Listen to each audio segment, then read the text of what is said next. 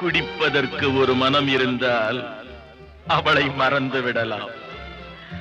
அவளை மறப்பதற்கு ஒரு மனம் இருந்தால் குடித்து விடலாம்.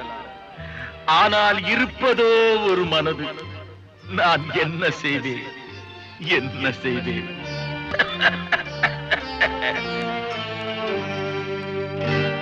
இரண்டு மனம் வேண்டும், இறைவனிடம் கேட்டேன்.